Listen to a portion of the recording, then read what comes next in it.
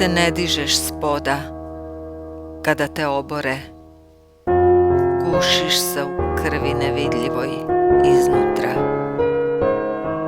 Moja krpena lutko, koju savijaju žigošeći užarenom kovinom, nećeš im više proturječiti, sada si ti napokon